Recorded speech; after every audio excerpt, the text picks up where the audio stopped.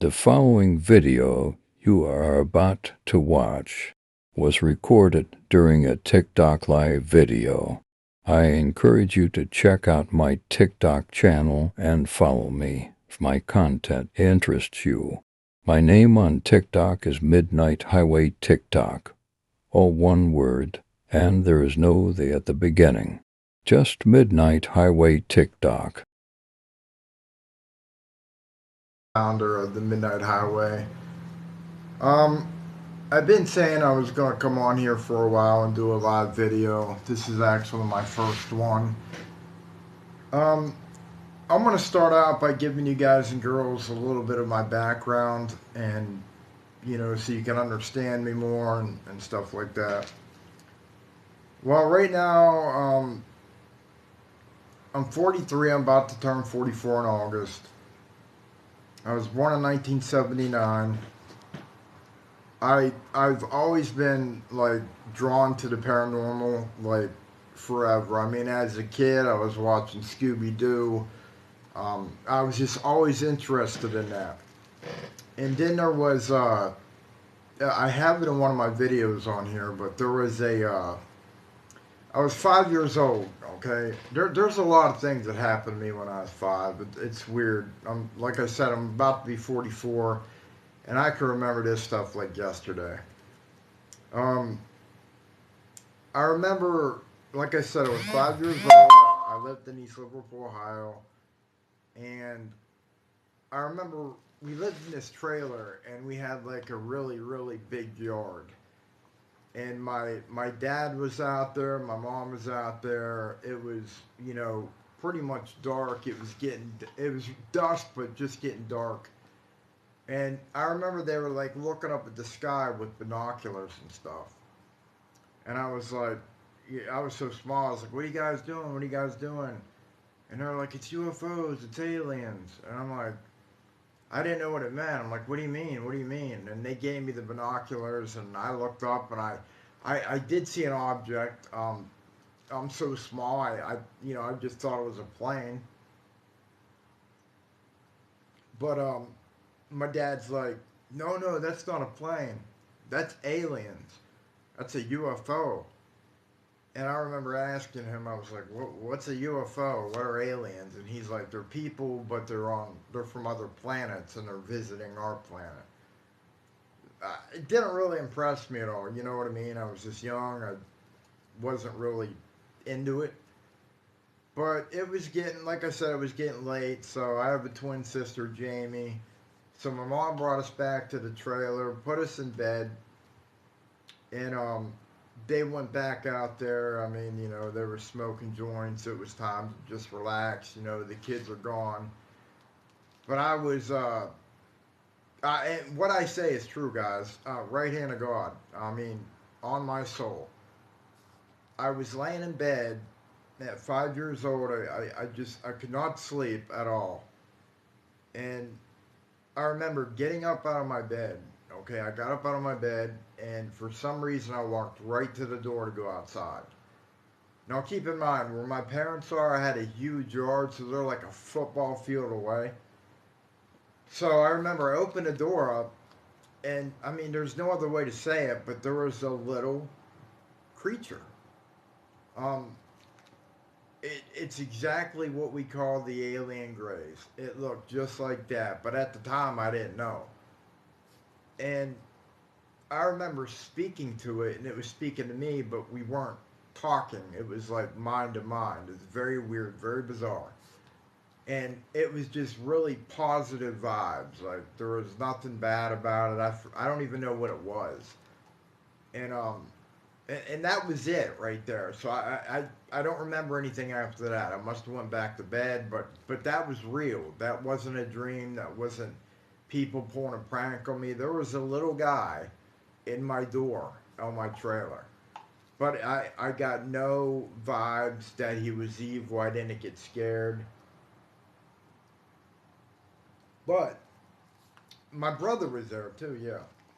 So the next day, broad daylight, guys, same place. I don't even know where my parents are. They're inside. Me, my brother, and sister were outside. and there were all these big trees, and we actually named the trees. Like there was Tom Greens, Tom Blues, Tom Yellows. It's funny. Anyways, we were under a really big tree, and I remember we looked up, and there must have been like 4 or 5 planes, but they were like super low. At the time, that's what I thought they were. You know, I'm young. I thought they were planes, but they came down. They like dipped down and then zipped right back up. So no plane could do that. I'm talking 3 feet before hitting the ground and then going right back up into the sky.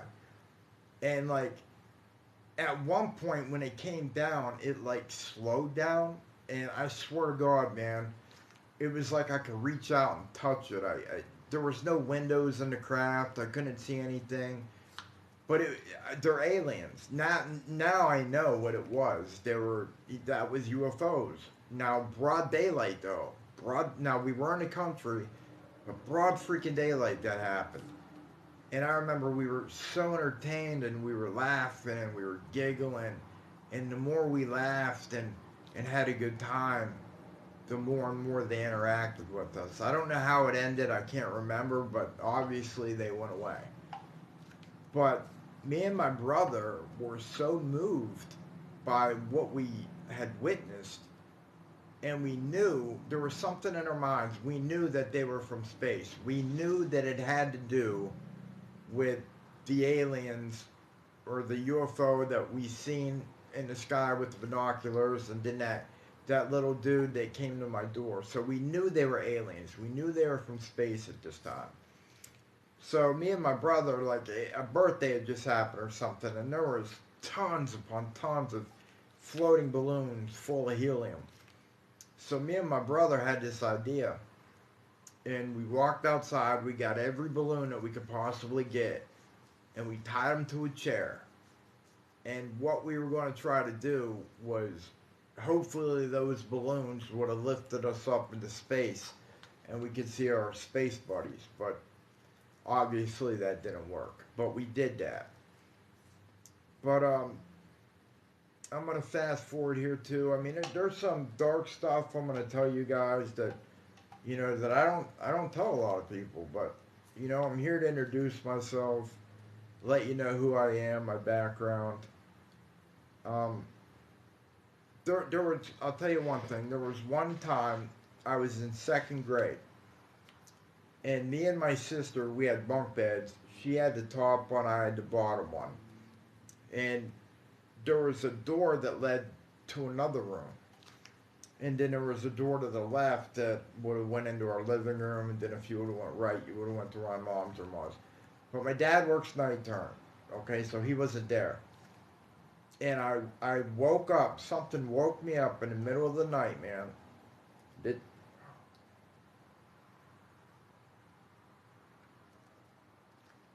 Something woke me up. And that door that was at the foot of my bed was slowly opening. It was slowly opening, and I got so freaked out, but it was like boom, instantly. I got up and I ran to my mom's room and I got under the blankets with her. I didn't even wake her up though. I don't know why. I didn't try to get my sister. I had this feeling that if I let somebody know what was going on, that it was going to get malevolent or something like that. And it felt evil. It didn't feel good at all. And I was in second grade, and I was petrified. And eventually we woke up. My mom's like, "Oh, what are you doing in here?" And I told her the story, and she's like, "Oh, it's probably just the wind blowing the doors." Guys, no, it wasn't. That door was opening. I don't know what was on the other side, but it was just really weird. And what I'm trying to do is I'm trying to build a foundation up to where I am today, and why I'm doing what I'm doing. So that happened in that house, and we had a black lab. Okay, I love dogs. When I do videos, guys, you'll see some of my pit bull. Her name's Layla. She's probably going to get in camera now and then. She's actually sleeping right beside me on the couch right now. I apologize for my setup. It's not exactly that great, but it's going to get better. I got really good ideas, guys, and I'm going to have it looking really sharp. But anyway, from that house, we had to leave, and when we left, we had to get rid of my black lab, and also when we left the trailer where I seen the alien and the UFOs, we had to get rid of my Great Dane. So, as a young kid, man, I was growing really attached to these animals. I love dogs with the bottom of my heart. I love dogs. I would give my life for a dog. And I remember I was really sad, and we moved on St. Clair Avenue in East Liverpool, Ohio, and we moved into something called the greenhouse. Now hold on one sec. I gotta get something. Just hold on.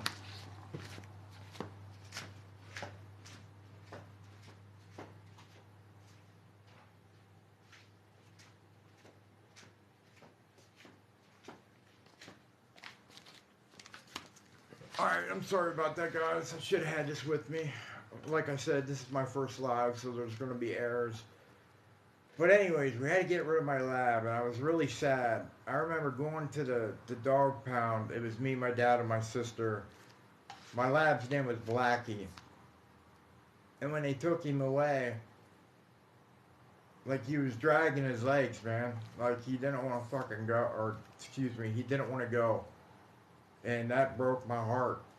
And they just didn't allow dogs at this greenhouse. Okay, that's where I'm moving right now. I'm scarred for life for what happened to me in this house. And I'm not even gonna lie. So it's a huge house. I remember when we went and looked at it, the landlord told me, or told my parents, that it's been dormant for 7 years. Nobody lived there for 7 years until we went in. Apparently, the lady's husband died. She did remarry. Now, I don't know if he died in a house or if he died like in a hospice or something, but I know he did die of cancer. And it was a really big basement down there. And all his tools were still there. Like the basement, it looked like it was his. It was untouched. So my dad was like ecstatic, all those tools down there for free and stuff. But it was that guy that died. It was his stuff. But anyway, we're not quite moved in yet, but my dad has to work night turn. We got school the next day. They did manage to get my sister's bed up. And then what I did was I got like sleeping bags and I just laid on the floor in her room. She was above me and I was on a, right below on the floor on the bed. And I remember it was raining. And there was a street light. Those of you from East Liverpool, there was a laundromat on St. Clair Avenue. Okay, it's been there for years. Directly in front of that was where I lived in the greenhouse, but it burnt down in 2015. And so anyway, I'm laying there. I can't fall asleep. I'm thinking about my dog. I'm nervous because it's the first day of school the next day, and I just remember looking at the wall and seeing the shadows of the rain, that the drops that were going down the window reflecting on the wall in the bedroom. I remember looking at that. And now and then the light would go off, the street light, and it went off. And when it went off, guys, it was as if you were in space and there was no stars, there was no moon, no earth. It was just black. It was solid black, dude. Like you couldn't see nothing. But I had my eyes open, and then I just got this really strong feeling that something was watching me, and it wasn't nice, man. It was getting stronger and stronger and stronger, and like directly at my feet, like I'm laying like this. Let's say I'm laying like this. My feet are out that way, and there's a doorway, okay, to exit my sister's bedroom. And I remember looking at it, and it was just a black void, like nothingness. But something was there, guys. Something was there. I knew it. Um, the hair on my back was standing up. I started shivering and shaking. And I remember slowly putting the blankets over my head and closing my eyes. And then I heard something like footsteps, like weight on the floor of my sister's bedroom. I knew it was there. It was right there. I'm sorry if you hear something in the background. I live by a highway, guys. I'm working on the setup. I'm going to try to get it better. But I heard that weight on the floor, and then I could hear it walking around. And guys, I'm so scared. I don't even want to breathe. Like, I don't even want my chest to go up and down, and that way it can see me. But it knew I was there. It already knew. It knew that I was there. And long story short, it got so bad, guys. I grabbed my blankets. I hauled ass out through that dark void. Now, to the right, immediately out of the bedroom, is the bathroom, and it was wide open. And I heard something. I could have sworn it said my name. Scared to death, guys. Keep in mind, I'm like 10 years old. 10 years old, man. And I turned left, and then another immediate left. There was a stairway. It goes down. You could go left into the kitchen, or you could go right into the living room. I bolted into the living room. My mom was sleeping on a couch. And I grabbed my blankets, and I just went. I like pushed myself as far under the couch as I could go. And again, I don't know why I didn't wake my mom up. It's weird. I don't know why I didn't do that. But my head was kind of at the end of the couch to where there was like this much space, and I could look. And when I looked, I could look into the kitchen, and that street light had went on again, and there was a wall. I could see the wall. And then I started hearing paper getting ripped, like just sheets of paper. And I'm freaking out, dude. And then I hear like pop cans crinkling. And I'll never forget it, guys. And this is the truth, man. And I mean, I'll take this to the grave. 10 years old, dude, a little boy, and I'm looking out there, and all of a sudden the cans start, they're throwing it off the wall. It's bouncing off the wall. And I'm laying on the ground looking at that, dude. Like, and it just got louder and louder, and then it was going to the trash. And then we had a refrigerator out there. It opened up the fridge, and I could see the light reflecting on the wall. Scary as hell. I can't even express to you how scary that was. And I somehow, guys, I don't know, God willing, I fell asleep. I don't know how I did, but I did. And I woke up, and my dad was just coming home, and he was pissed. He was pissed. And he's like, John, Jamie, get down here. I'm like, Dad, what? And I go walk. He's like, you made a wreck of the kitchen. I was like, Dad, no, I didn't, man. And I went out there, and guys, there's like all this ripped up newspaper because my grandma used to give my dad all these Enquirers and stuff. I don't know. But they were all stacked up. They were ripped. They were all ripped to shreds. There was pop cans, pencils broken, all right below that wall, all over the kitchen. And I said, I had tears in my eyes. I said, Dad, I didn't do this. And he kind of looked at me. He kind of looked at me like he kind of believed me. Like he knew something, but he didn't want to say it. I don't know what it was. Maybe he had an experience. I don't know. But I'm going to get more into the greenhouse later and stuff like that.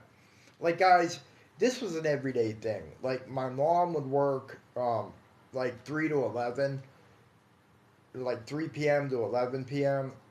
And it would just be my sister in the house. My dad would be sleeping because he worked night term. And so many things happen in that house. Like, here's an example. Broad freaking daylight. I walk downstairs with my sister, and we go into the kitchen, and there's a guy. There's an old man standing there, and he looked freaking spooked, like he couldn't believe we seen him. And I was like, "Who are you?" And he's like, I'm a friend of your mom's. I'm like, nah, dude, I don't know you, man. I said, who are you? He was speechless. And he looked ghostly. Like, he really did. And me and my sister floored it up the stairs, got my dad, and my dad came down. Now, keep in mind, okay, when I went upstairs and I got my dad up, Jamie's actually getting my dad. I ran to her room. Her room has a window facing out to where you could see there's a set of stairs that would go up to the door. To where if you're coming in my house, you got to go up the stairs. If you're coming out, you got to go down the stairs. So I had to have a bird's eye view of that, and then there was another window that would look towards the laundromat. Nobody left. Nobody was there. I would have seen it. And my dad went down there. We didn't even hear a door close or nothing. Nobody was there, dude. He searched the whole house. Nobody was there. Was it like a pedophile coming in there to do something? Was it just a burglar? Or was it a freaking ghost? I don't know what it was, but it was just getting so bad at that place, guys, that I would be in school and I would dread it. The closer it got to getting out of school, I knew I'd be going back to that freaking house. My mom would be at work, my dad would be in bed, and we'd be experiencing all this stuff all by ourselves every freaking day. There's so many stories, endless, and I'm going to get into those later. But I want to get into some personal stuff too, a little bit about me. Um, I'm the author of 4 books. I'm not really proud of them. They didn't do well. I've done several documentaries. Now I'm trying to make a splash on TikTok and YouTube. I'm on disability. I'm going to tell you why. And I would just really like to make it. That's why if you guys could follow, comment, it would just mean the world to me. It really would. And I will be going live to locations where I had experiences. But in that greenhouse, I'm not going to say names. I was like 10, 11 years old in there, man. And there was a guy, he was 18. And there was somebody else there with me. And I'm just going to put it blunt. And this other guy perform sexual relations on each other. Yeah, it's pretty bad, dude. Like, um, I know this is TikTok. I don't know what I can say and what I can't, but you could put your mind together. I didn't do anything, but I damn near did. I damn near did. I was doing what he said. I was doing what this guy told me to do. And me and the guy that I was with didn't want to do it. And I remember this guy would blackmail me all the time. I'm going to tell your mom if you don't do this. I'm going to tell your mom if you don't drink this beer. Guys at 10 and 11 years old, and I felt so guilty for what I was about to do anyway. I hated myself. I hated myself. And now I realize it's not me, it's that guy. I don't hate myself. I'm a victim. Well, anyway, we were outside of the greenhouse, and he was trying to get me to do something. I flipped out, and I said no. And he's like, that's it. I'm going to go tell your parents what you and so are about to do. I threw my arms up, guys, because I couldn't take it anymore. I started bawling my eyes out. And I said, you know what? F it. I'm going to go tell them right now. Just get it over with. And the guy that tried to get me to do that with another guy completely changed his tune. No, don't do that. I won't ever threaten you again. We're going to start off on a whole new sheet of paper. And that's what we did. But that's a scar for life, guys. And there's more to it than that. Like, he would pleasure himself and make me and this other person watch. You know what I mean? When he would climax. Yeah, it's pretty messed up, man. Thank God I never got raped or nothing like that. But as a child, you know, being involved in something like that is traumatic, and it affected me for the rest of my life. And my dad was a very abusive alcoholic as well. But I'll get more into the greenhouse later, guys. I will. I got many stories coming. This is just an introduction of me. But I wanted to show you this. It did burn down, and Heather, if you're watching this video, I promise you I'm going to get rid of this.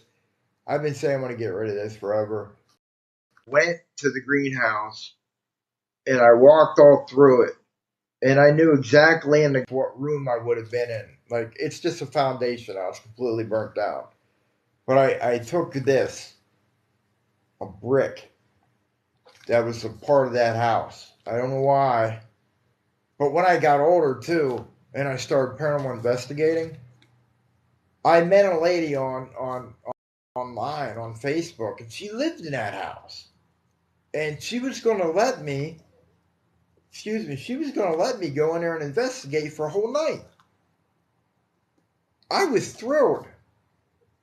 But then that same person that tried to get me to do something with someone else was high. And he walked down in there looking like an idiot talking about me, stoned, on drugs. Well, that blew that opportunity for me. That was it. Actually, I know how I found her that lived there. I wrote a letter and I put it in their mailbox. And I explained that I lived there, what I went through. Could you contact me? I'm really interested. I'd pay you if I could investigate your house. And she got back to me, and we were setting it up. And then this guy ruined it for me. But trying to think, guys, so that passed me by. I have so many stories, guys, when it comes to aliens, when it comes to ghosts. And I'm going to tell you something right now. And I don't mean to push religion on you guys or nothing like that, okay? But keep in mind, I was a very, very engaged paranormal investigator. I really thought I was going out there to like Gretchen's Lock and talking to Gretchen. I got EVPs. If you look at my videos, just look at my videos. It's all there, man. I got so much stuff. I got the full documentary I'm going to put up on my new YouTube channel. I don't even got a video up yet. I'm going to put this one up there, though, when I'm done. But, so many things happened to me in my life. So many things, guys. But like I was saying, I don't want to push religion on you guys or anything like that. But I really started reading the Bible. And the more I read the Bible and the more I studied, I soon realized I wasn't investigating ghosts, guys. And I wasn't talking to Gretchen. I was talking to a demon. Okay? I'm not going to tell you to believe that. Now, in the Bible, King James Version, it says, as Ecclesiastes 9:5, for the living know that they will die, but the dead know not anything, nor can they partake in anything forever that is done under the sun. That goes as Ecclesiastes 9:5 and 9:6. So, if the dead know nothing at all, and they can't do anything under the sun, meaning right here on planet Earth, but yet we're getting these EVPs, we're getting these photos, we're getting this paranormal activity, doors opening and stuff like that.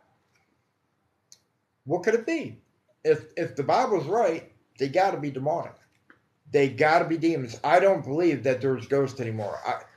I believe, guys, when you die, it's not even blackness. You're not aware.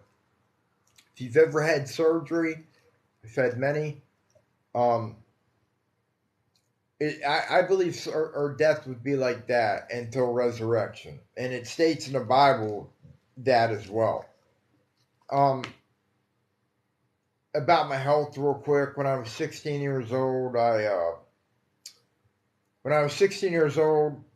developed something called ulcerative colitis. I was just in hockey. We were in a championship game, and I was the goalie. All them pads on. He constantly got to go to the bathroom. Talk about a bad situation. My captain even joked and said, "Lonker, just put a diaper on under all that equipment." And I just started laughing, but nothing like that ever happened. And we won a championship. It was great, but my health is terrible, guys. I could never work. Like, I would work jobs and it would get so bad. And people thought I had no work ethic or whatever, but it wasn't that at all, dude. I couldn't do it. It was embarrassing. Constantly going to the bathroom. Uh, Here's what I've had done, guys. I've had my entire colon, the entire freaking thing, removed. My rectum removed. Appendix removed. Gallbladder gone. Spleen gone. Half my pancreas is gone because I had chronic pancreatitis and I had a cyst that was growing on my pancreas and it was getting so big that they thought it was cancer. Actually, I had my chart and I looked at it.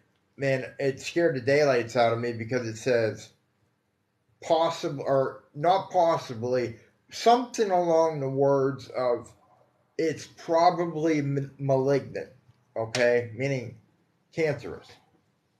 So I was scared, man. But he went in. Dr. Chirichella, excellent surgeon at Mercy Health in Youngstown. He went in, but he had to take out my spleen and my gallbladder to get to it because your pancreas is so deep. It's like your deepest organ. So I had a healthy gallbladder, dude, and a healthy pancreas, and or a healthy spleen. They had to remove that, man. So that's two organs that I should still have. And because they took half my pancreas, now I'm diabetic. And it sucks, man, being on insulin and stuff like that. Diabetes don't even run in my family. I mean, right now I'm 6'2", I'm 197 pounds. I'm not overweight. I mean, I was 235, but, But another thing about me, guys, currently, like, in July last year, I had to get a ileostomy bag on me to go to the bathroom because I'm having bowel problems. I'm still wearing that today, guys, as we speak. But thank you, God. Praise Jesus. My surgeon, I talked to him, Cleveland Clinic, Dr. Lippman, colorectal surgeon. He's phenomenal. He already did one surgery on me to fix my stoma because it was retracted. Basically, what a bag is, guys, is they poke a hole in your stomach and your small intestine is sticking out about that far and it's like that wide. And then it goes into a bag and you empty it. Then you change it now and then, you clean it up. It's not as bad as you think, but, my wife left me April of last year. Okay. I was married with her 18 years and we hit 19 years May 10th. And we're probably going to hit 20 years. I'll get to that in a second.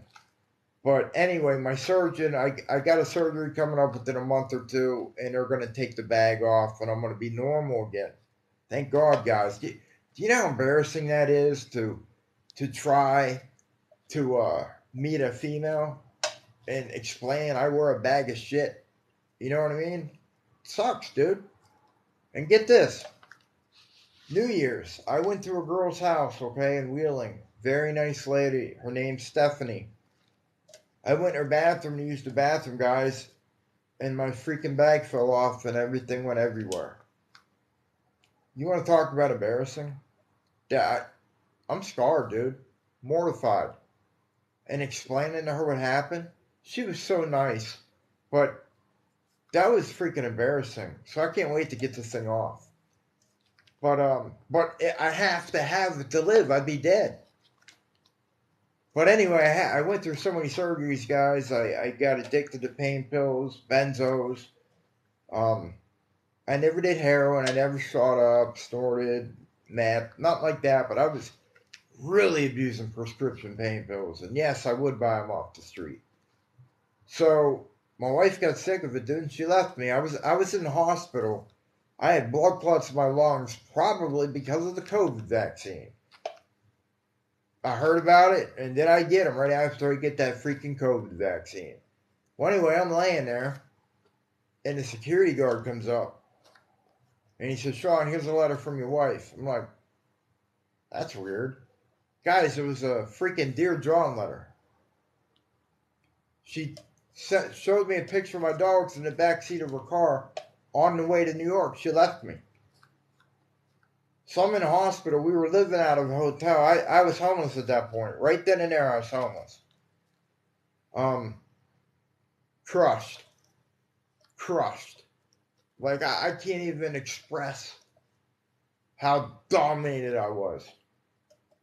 I loved that woman from the bottom of my heart, and I still do.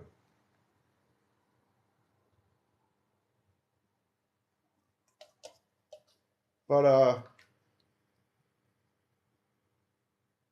I was homeless, man, and I was bouncing back and forth between my brother and my sister. I'm not going to get into it, but it didn't go well. It went very bad. I remember walking the streets, going into hospitals and saying I'm suicidal just so they could put me in a psych ward and I'd have food and shelter and I could shower. And having a bag, you know, during this whole time. Trying to maintain good hygiene and go through that. And finally, I went to recovery. I spent 10 days in detox at a little place called New Day Recovery. It's in Rogers, Ohio. So I did a detox there for 10 days. Then they asked me if I wanted to go home. I didn't have a home. Actually, I only went to rehab, guys, because I knew I'd have shelter. That's it. And I thought, well, maybe if I go to rehab, I'll get my wife back. You know what I mean? She'll see I'm good and she'll take me back. Well, that wasn't the case, man. So they sent me from detox. I went to residential. I ended up staying there for 60 days. Like a house full of like 36 men. And I learned a lot there, guys. And I bawled my eyes out in front of the counselor one time. I just couldn't control it anymore, man. I missed my wife so bad. I missed my dogs, you know, the 13. I love them dogs, man. And it wasn't until about a month in that I started doing it for me. And once I started doing it for me, I started understanding and I started receiving the knowledge that they were passing down to me.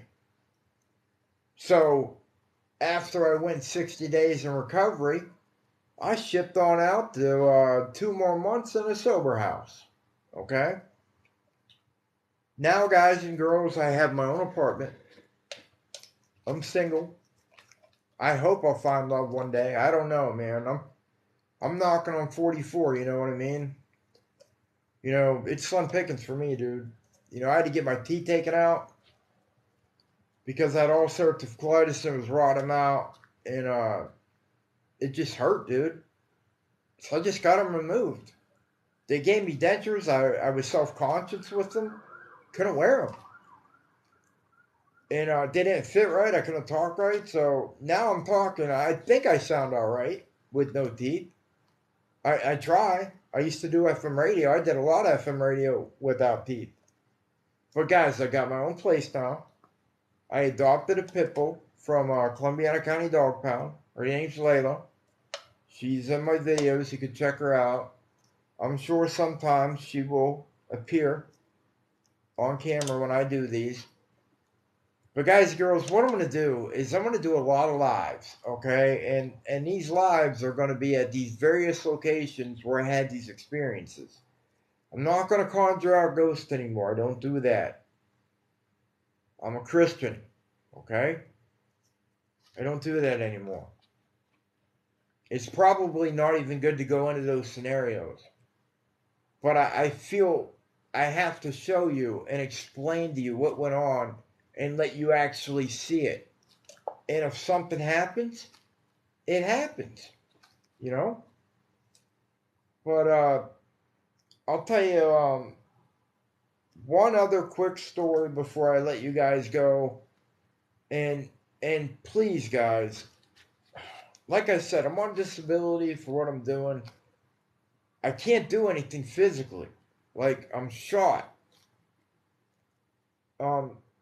I would love to make it on here, man. If you guys could just follow me comment on my videos, like my videos, share my videos. I just want to get out there because I got some great content coming out. Actually, I got a really good update on that UFO crash in Las Vegas in someone's backyard. Angel, I'm sure you guys heard of him. When they said 8 to 10 feet tall creatures were there. Well, I got a big time update about that I'm going to be released on this channel. But the story I'm going to share with you real quick is, and I'm going to go live there too. Riverview Cemetery on St. Clair Avenue in East Liverpool, Ohio. Okay. It was me, my brother, my friend Danny, and Bob. Now, Bob is freaking enormous. We call him Tank. Duke was big. My brother, we're all a decent size. You know, there's Duke, Jimmy, me, Bob. There's four of us. Well, anyway, we go into Riverview Cemetery. It's night, and we're on a road, and we're going around this road. And as we're going around this road, there's this huge, big tree just down on to the right. And there was something in my mind that said, Sean, something's behind that tree. And I remember kind of muffling that to my brother and them, and they're like, oh, shut up, whatever, let's just go. And all of a sudden, they took off. Sean, run.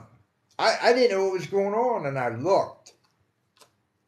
And out behind that tree stepped out this huge shadow man. He had a hat on, extremely tall, and he was hauling ass after us. But the thing about it was, he made no sound.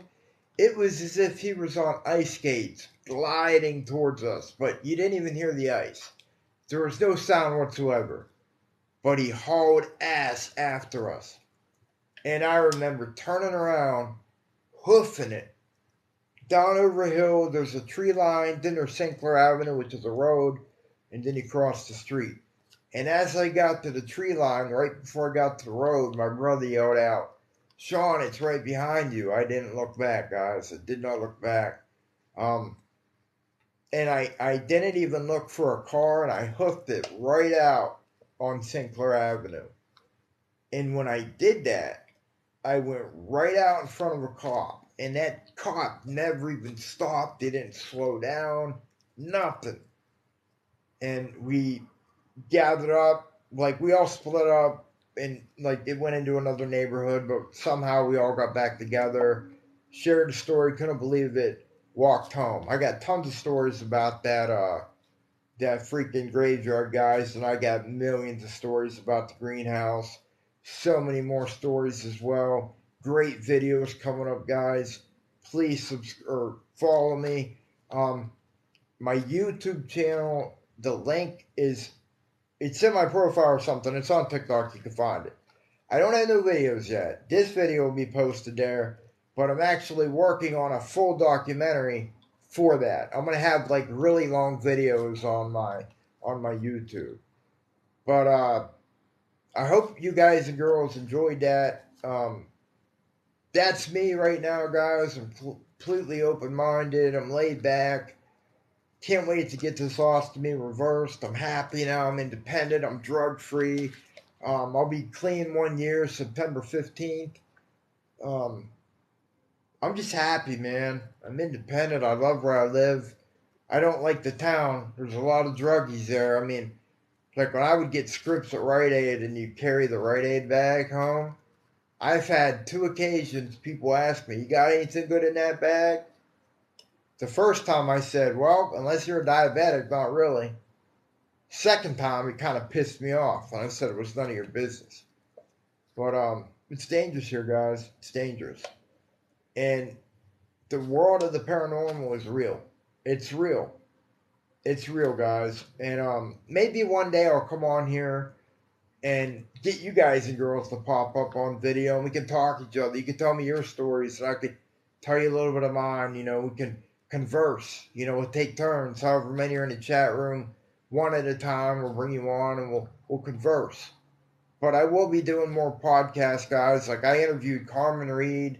She's the mom in a house, a haunting in Connecticut. There was a a documentary made, and then there was a movie. She wasn't the actress. She was the real mother, Carmen Reed. I'm going to be posting that on my YouTube. Dr. Edgar Mitchell, the sixth man to walk on the moon. Before he died, I got him. Stan Friedman, the grandfather of Roswell in Mexico. He died too. God, I even had a preacher down there. Guys, I got so many people. I got David Thibodeau from Waco, Texas. He escaped. He told me all about David Koresh and all that. I got so much content for you guys.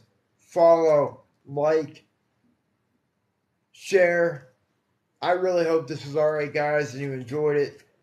But that's it. God bless you all, and have a good night, guys. I got to